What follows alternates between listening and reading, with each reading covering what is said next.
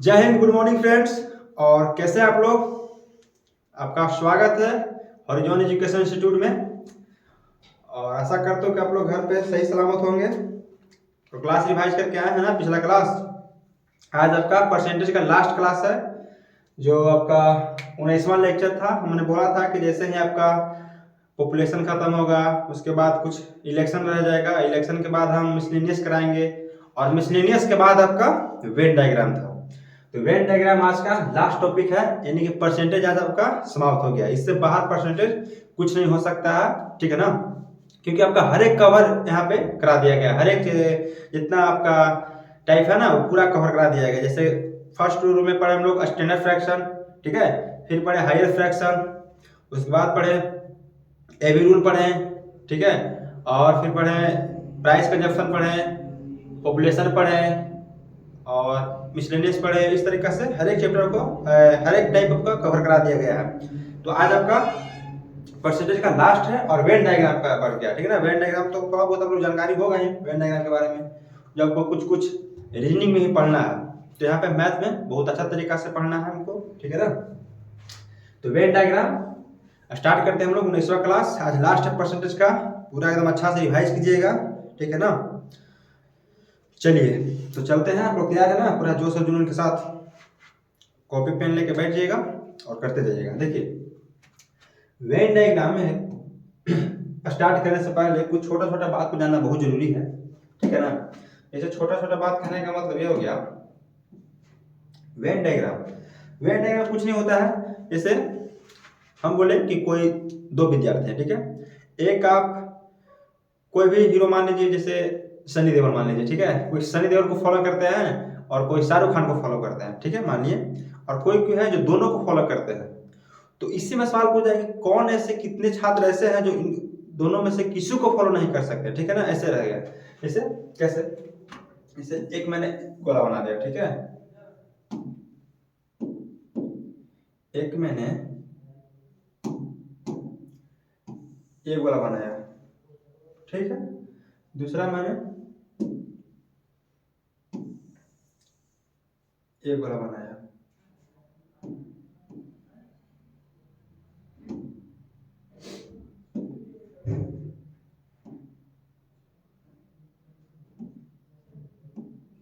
चलिए अब इस पे देखेंगे, ए वाला जो है, ठीक है, ए वाला घेरा और ए वाला घेरा का दो घेरा हो गया। और ये जो है बीच वाला घेरा, ठीक है ना, ये बीच वाला घेरा, ये दोनों को दर्शाता है। जैसे कहने का मतलब है कि ए है और ए बी है, ठीक है ना। ए है, ए बी है। अगर दोनों को बात करते हैं तो ये वाला ए इंटरसेक्शन बी हो जाता है, ठीक है ना। ए इंटरसेक्शन बी हो जाता है। तो हम फॉर्मूला पर करने वाले नहीं हैं, तो फॉर्मूला याद करना भी जरूरी नहीं है। तो देखिए यहाँ पे जैसे मानिए कि कुछ विद्यार्थी हैं जो इंग्लिश पढ़ते हैं, ठीक है, और कुछ विद्यार्थी हैं जो मैथ पढ़ते हैं। और दोनों विद्यार्थियों की पढ़ने की संख्या हो जाती है ए वाला घेरा, ठीक है ना, ए वाला जो बीच में है, ए वाला। यानी कि एक इंग्लिश पढ़ने वाले विद्यार्थी और मैथ पढ़ने वाले विद्यार्थी। अब पूछे कि कितने विद्यार्थी वैसे हैं जो दोनों पढ़ते हैं, तो ये वाला कॉमन वाला हो जाएगा वो, ठीक है ना, कॉमन वाला।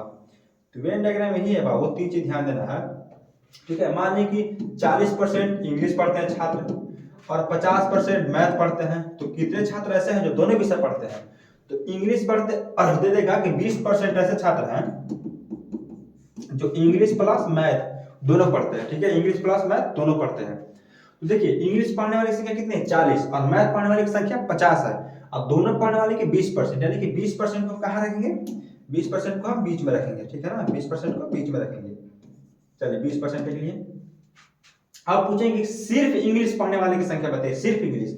अगर इंग्लिश की बात करते हैं तो इंग्लिश से पूरा घेरा के बीच आता है, ठीक है ना, पूरा घेरा के बीच इंग्लिश आ रहा है, ठीक है, पूरा घेरा के बाद इंग्लिश आ रहा है। लेकिन इसमें 20 ऐसे हैं जो दोनों पढ़ते हैं। दोनों पढ़ने का मतलब वो मैथ भी पढ़ते होंगे। तो सिर्फ कितना है, सिर्फ पूछे कि सिर्फ इंग्लिश पढ़ने वाले की संख्या बताइए, यानी कि सिर्फ इंग्लिश का बात करते हैं तो हमारा सिर्फ ये वाला भाग, ठीक है ना, ये वाला भाग देखिएगा ध्यान से।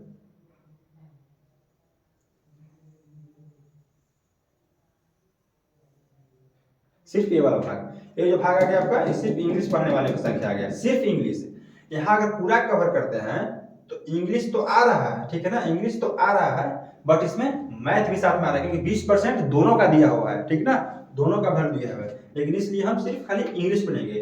तो खाली इंग्लिश पढ़ने की संख्या बोले कि सिर्फ इंग्लिश पढ़ने वाले की संख्या कितनी होगी, तो 40% टोटल इंग्लिश है, इसमें से 20% दोनों पढ़ रहे हैं, यानी कि 20% सिर्फ इंग्लिश पढ़ रहे हैं। उसके बाद पूछे कि 50% मैथ पढ़ने वाले की संख्या है और दोनों पढ़ने वाले की संख्या कितनी है, 20 है। तो सिर्फ अगर हम पूछे कि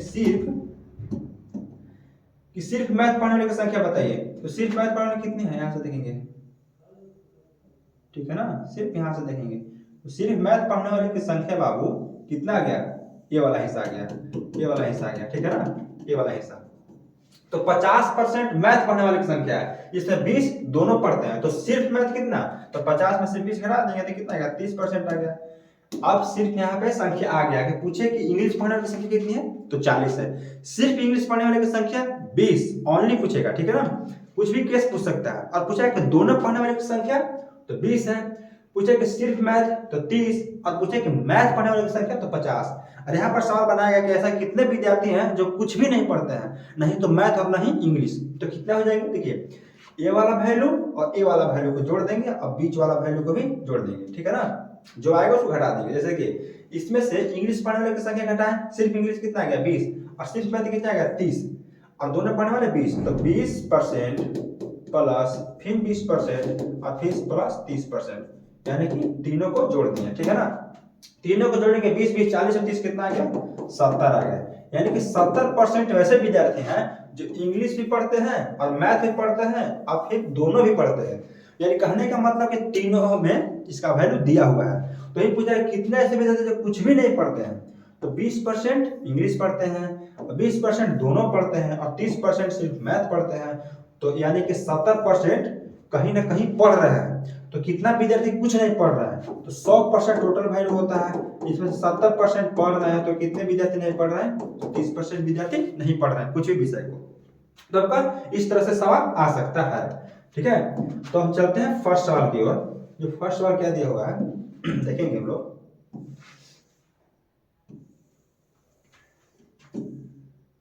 आपको 10 सेकंड का टाइम देंगे हम, जैसा कि शुरू से ही बोलते हैं कि 10 सेकंड का आपको हर एक सवाल में टाइम दिया जाएगा और उसके बाद हम मिलकर सवाल को करेंगे, ठीक है ना।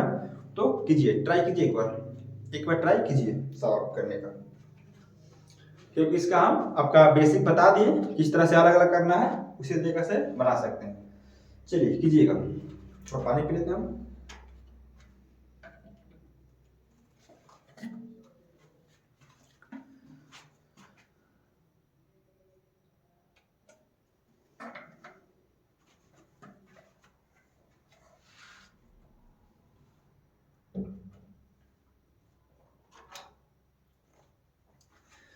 देखिए बाबू सवाल में क्या कर रहा है, एक परीक्षा में 55% छात्र विज्ञान में, ठीक है, 55% छात्र विज्ञान में, उसके बाद बोल रहा है कि 60% गणित में, ठीक है, 60% गणित में और 20% दोनों में उत्तीर्ण हुए, ठीक है।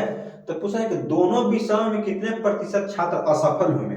सवाल बोल रहे हैं बाबू कि 55% छात्र कितना है, विज्ञान में है, और 60% छात्र जो है आपका गणित में है और 20% दोनों में है। तीनों का वैल्यू दिया हुआ है, पिछला बार बताया था कि तीनों का वैल्यू दिया हुआ है, नहीं दिया हुआ इसको निकालना पड़ेगा। तो दोनों विषयों में कितने प्रतिशत छात्र असफल हुए, ठीक है, यानी कि सफल का दिया हुआ है, ठीक है, पास्ट का दिया हुआ है, कुछ किसका रहा है कि फेल, यानी कि दोनों विषयों में कितने ऐसे छात्र हैं जो फेल हुए हैं। तो ऐसे सवाल को करने का सबसे शानदार तरीका देखिएगा, सवाल को छोटा कर लेते हैं हम लोग,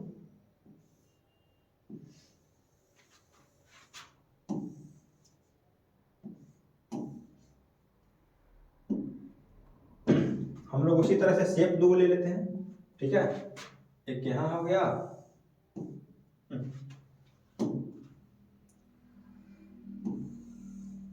दूसरा यहां हो गया, ठीक है। अब देखिए ध्यान दीजिएगा, बोल रहा है बाबू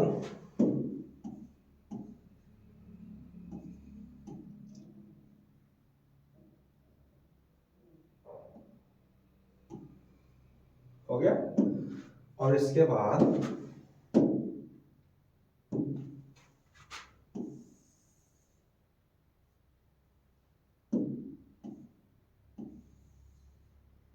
देखिएगा सवाल, अब पढ़ेंगे कि एक परीक्षा में 55% छात्र विज्ञान में और 60% गणित में, यानी कि साइंस में कितना,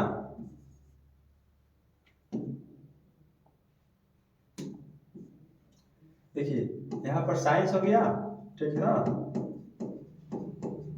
और यहाँ पे क्या हो गया आपका, क्या चीज दिया हुआ है, गणित में यानी कि मैथ में, ठीक है, मैथ्स लिख लिए। 55% छात्र विज्ञान में है, यहाँ पे हम साइंस को जो है सीधा, साइंस को जो सीधा एस से डिनोट करते हैं और मैथ को सीधा एम से। तो एम में कितना है, मैथ्स में कितना आपका दिया हुआ है, मैथ में दिया हुआ 60%, मैथ में 60%, ठीक है। उसके बाद साइंस में दिया हुआ है 55%, साइंस में 55%, ठीक है। ये जो गोला है साइंस का है, ये जो गोला है मैथ्स का गोला है, ठीक है। उसके बाद बोल रहा है कि 20% दोनों में उत्तीर्ण, मैंने कि 20% जो है छात्र मैथ में ही पास हुए और साइंस में ही पास हुए, तो 20% को हम बीच में लिख लेंगे। अब देखिए यहाँ पर पहले हमको ओनली को निकालना होगा, ठीक है, सिर्फ कितने को, ठीक है, सिर्फ को।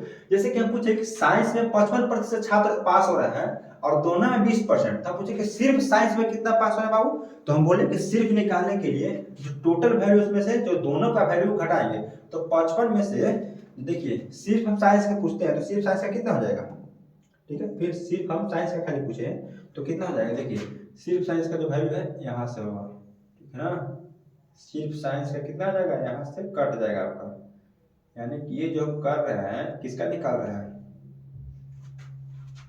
सिर्फ साइंस का निकाल रहे हैं, ठीक है ना, सिर्फ साइंस का निकाल रहे हैं। ये जो हिस्सा है किसका है, सिर्फ साइंस का, तो सिर्फ साइंस का पूछे तो कितना आ जाएगा आपका, 55 में से 20 गया यानी कि 35%, ठीक है, ये आ गया हमारा सिर्फ साइंस का।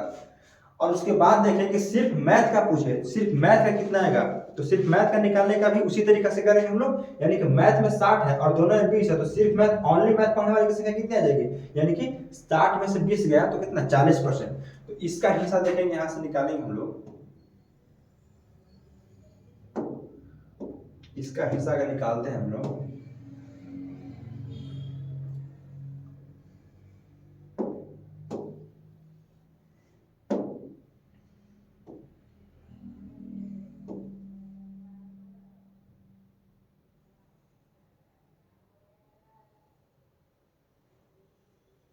ये जो गोला बनाया हम क्या चीज का बनाया, सिर्फ मैथ का, तो सिर्फ मैथ में कितना आ गया 40%, ठीक है ना, कितना आ गया 40% आ गया, यानी कि अब देखेंगे हम लोग कि तीनों में पढ़ने वाले की संख्या, उत्तीर्ण होने वाले की संख्या आ गया, यानी कि पास होने की संख्या तीनों में आ गया। देखिए सिर्फ साइंस में पास होने वाले की संख्या कितना है 35% है, दोनों में पास होने की संख्या 20% है, और कुछ है कि मैथ में पास होने की संख्या सिर्फ मैथ में तो 40% है, तो सबका अलग अलग रहेगा, सिर्फ मैथ में, सिर्फ साइंस में 35%, दोनों में 20% और सिर्फ मैथ में 40% आ गया।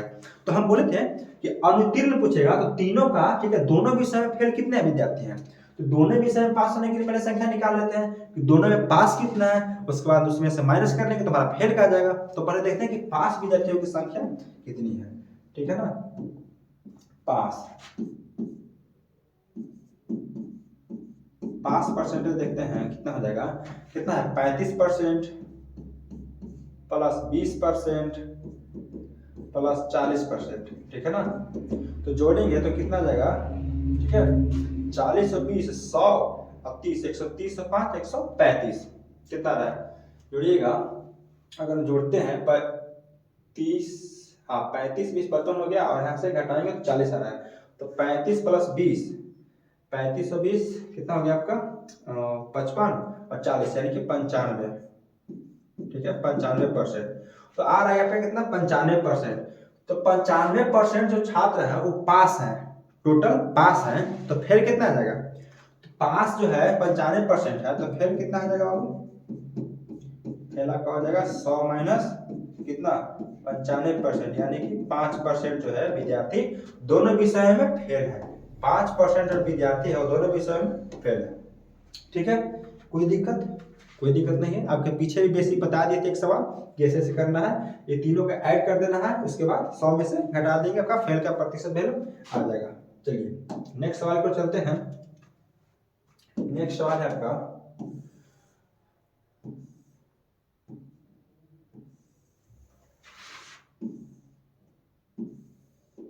चलिए ट्राई कीजिएगा, ठीक है। 10 सेकंड का टाइम लीजिए, आप लोग कीजिए सवाल को।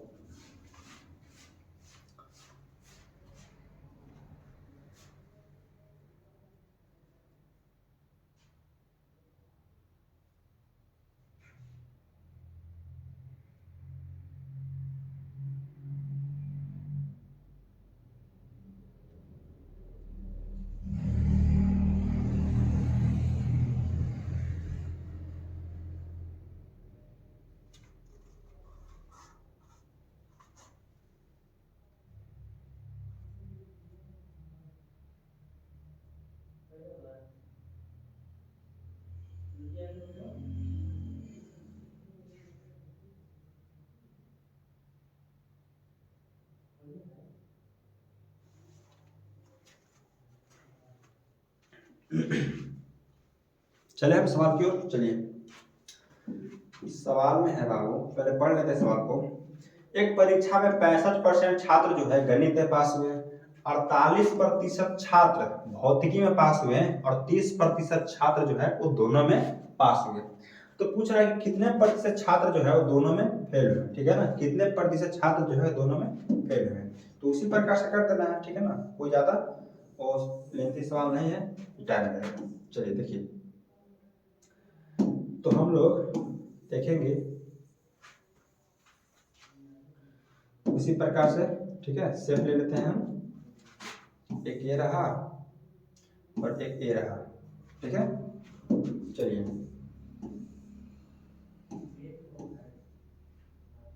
देखिए, किसके सब्जेक्ट की बात कर रहे हैं, एक गणित में और भौतिकी में, यानी कि एक हो गया आपका मैथ का और एक हो गया फिजिक्स का, ठीक है, फिजिक्स का।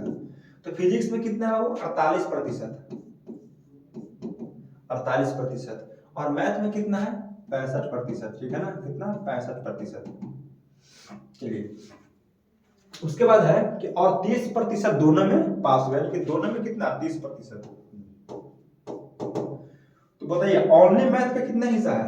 ओनली मैथ का अगर हिस्सा देखें हम, ओनली मैथ का, तो ये वाला भाग हो गया है भाई, ये वाला भाग हो गया ना। सिर्फ मैथ का पूछे तो, क्योंकि अगर पूरा लेते हैं यहाँ तक गोला, ठीक है, यहाँ तक का गोला लेते हैं यहाँ तक, तो ये लेने से क्या हो गया कि कुछ फिजिक्स भी पढ़ने वाले का हिस्सा आ गया, ठीक है, कुछ फिजिक्स भी पढ़ने वाले का हिस्सा आ गया जो हमको नहीं करना है, सिर्फ पूछ रहा है। तो ओनली को हम लेके चलेंगे, तो ओनली में सिर्फ हमारा कितना हिस्सा आ गया, ठीक है ना।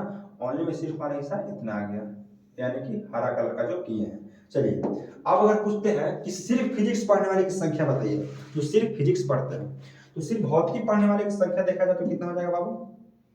सिर्फ भौतिकी पढ़ने वाले, देखिए सिर्फ भौतिकी पढ़ने वाले की संख्या,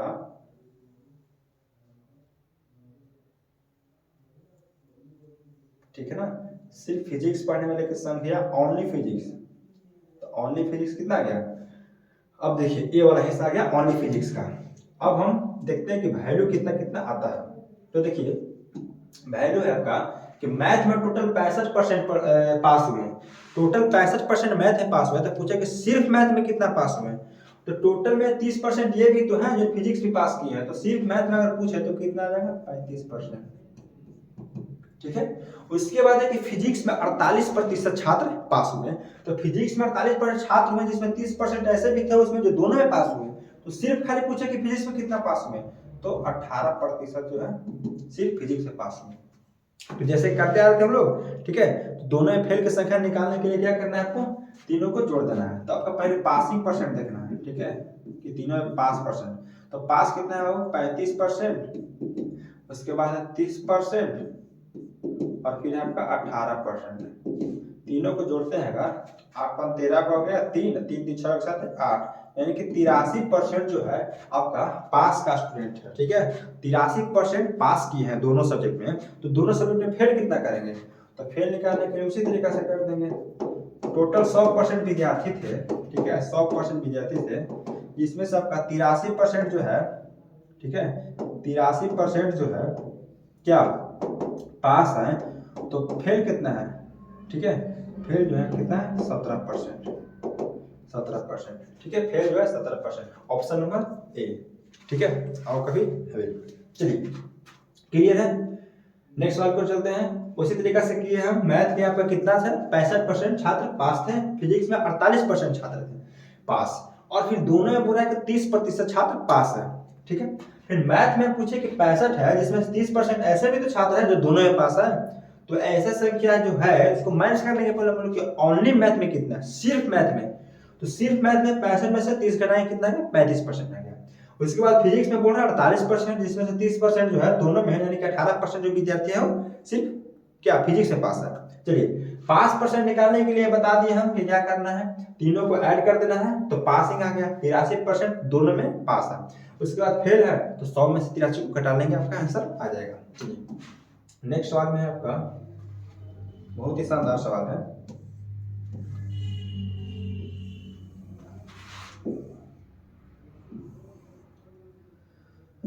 चलिए ट्राई कीजिए एक बार आप लोग, 10 सेकेंड टाइम लीजिए।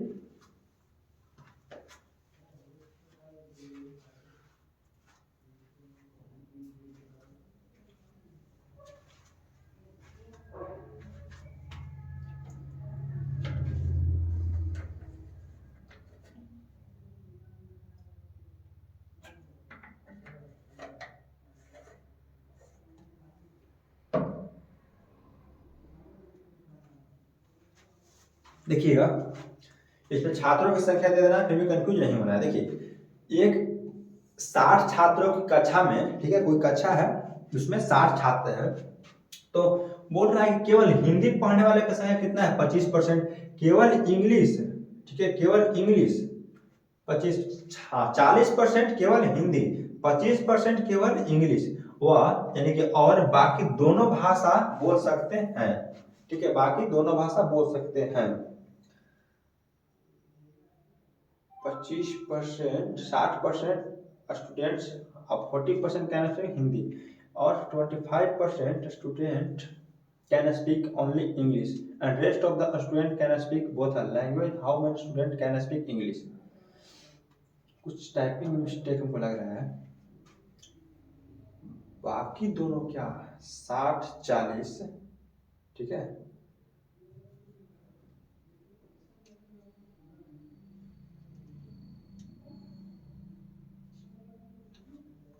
कुछ टाइप मिस है इसमें, ठीक है।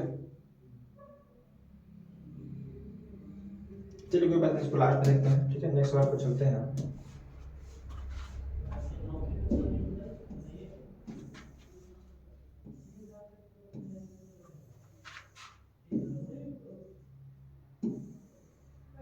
चलिए देखिएगा, सवाल है, एक परीक्षा में 35% छात्र अर्थशास्त्र में असफल होते हैं, 45% तर्क शक्ति में असफल होते हैं, और फिर यदि दोनों में 20% छात्र अनुत्तीर्ण होते हैं। असफल अनुत्तीर्ण एक ही चीज है, फेल ही है, ठीक है। तो दोनों विषयों में कितने प्रतिशत छात्र उत्तीर्ण हुए, यानी कि पास हुए, ठीक है। तो ऐसे सवाल तो बताइए कि आपको, चलिए उसी प्रकार से करना है।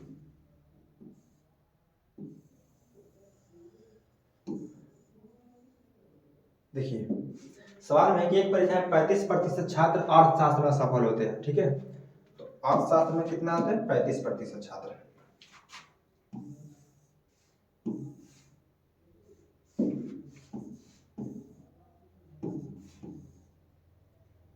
देखिए इकोनॉमिक्स से अर्थशास्त्र है ना, हाँ, इकोनॉमिक्स में कितना, 35% छात्र। लिख लेते हैं हम, इकोनॉमिक्स में कितना, 35% छात्र। उसके बाद 45% तर्क शक्ति यानी कि रीजनिंग में, तो रीजनिंग में कितना हो गया आपका, 45%, ठीक है। रीजनिंग में कितना हो गया आपका, 45%।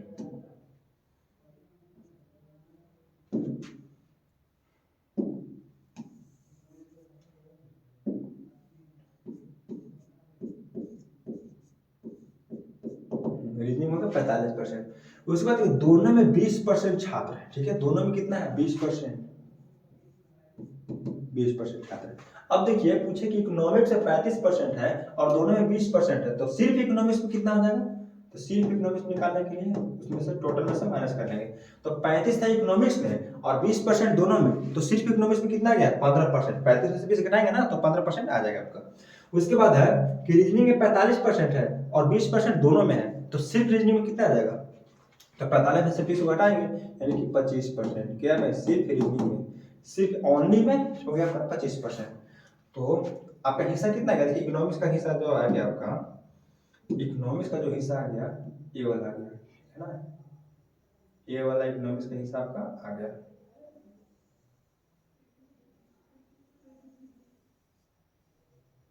ठीक है, और अगर पूछे कि सिर्फ रीजनिंग का बताइए तो सिर्फ रीजनिंग का हिस्सा कितना गया, सिर्फ रीजनिंग का ये वाला हिस्सा गया।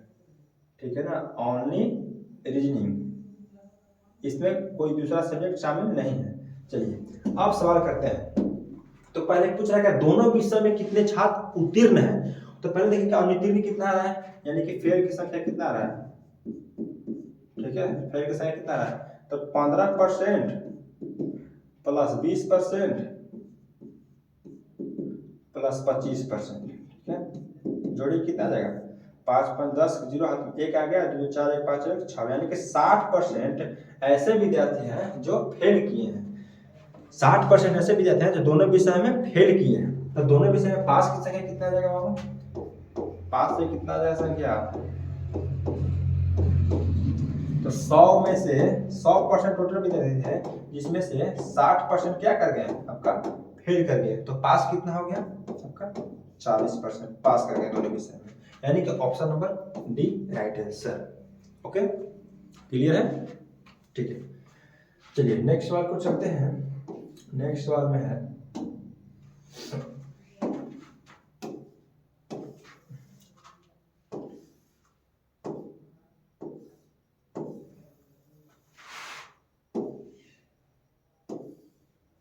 कीजिएगा, बहुत अच्छा प्रश्न है आपका भी। ठीक है, टाइम लीजिए, एक बार करने का प्रयास कीजिए। पूरी टाइप है आपका, सिर्फ लैंग्वेज और डाटा चेंज है।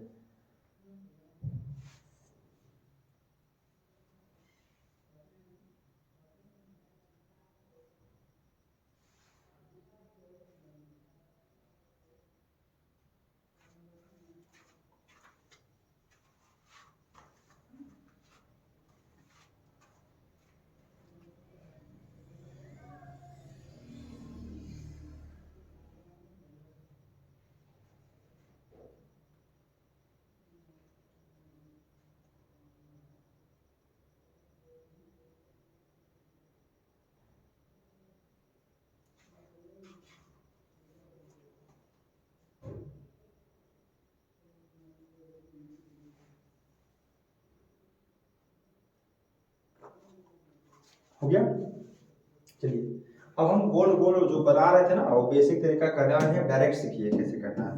देखिए ऐसे सवाल जो रहे, ठीक है, ऐसा सवाल दे दे तो कुछ नहीं करना है बाबू। देखिए पहले देखिए कि 55% जो है आदमी व्यक्ति है, ठीक है, एक कार्यालय में 55% व्यक्तियों को चाय पसंद है, 60% व्यक्तियों को कॉफी पसंद है, और आपका दोनों में 45% को पसंद है, यानी कि दोनों 45% पसंद करें, जैसे कॉफी भी मान लिया और चाय भी मान ली, ऐसा होता है।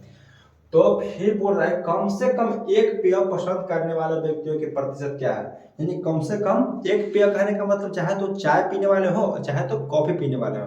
तो वही सवाल बोल रहा है कि कहीं पर, ठीक है, कोई पार्टी सार्टी चल रहा है, तो वहां पे कार्यालय में पार्टी चल रहा होगा, तो 45% व्यक्तियों को चाय पसंद है, 55% को, तो 60% व्यक्तियों को कॉफी पसंद है।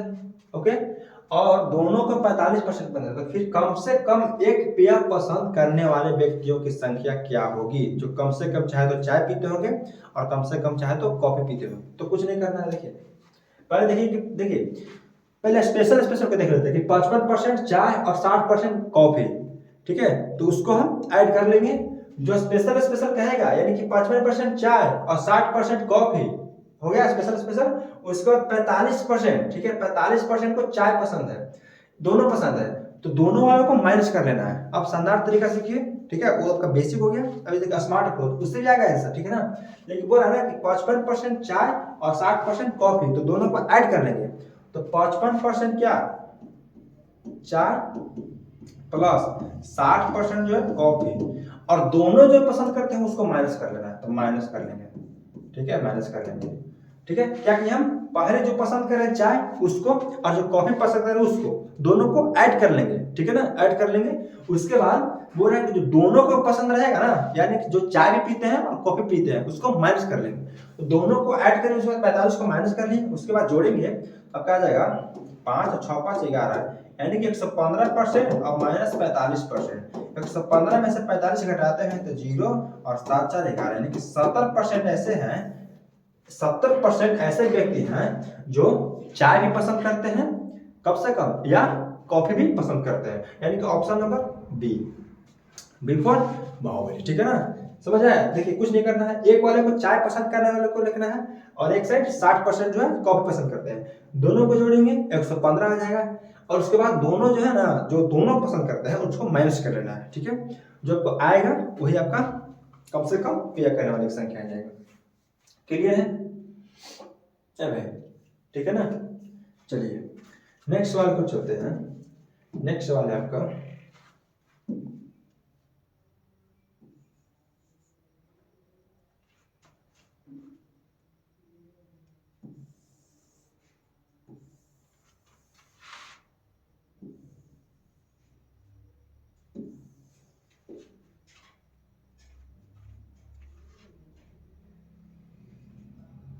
हाँ ठीक है, ठीक है, चलिए बनाइएगा, कीजिए सवाल को।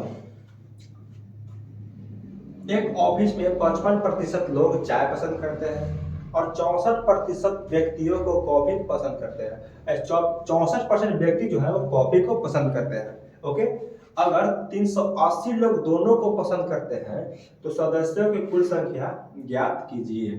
ठीक है ना, सवाल में ये बाबू कि एक ऑफिस में 55% लोग चाय पसंद करते हैं और 64% व्यक्तियों को कॉफी पसंद करते हैं।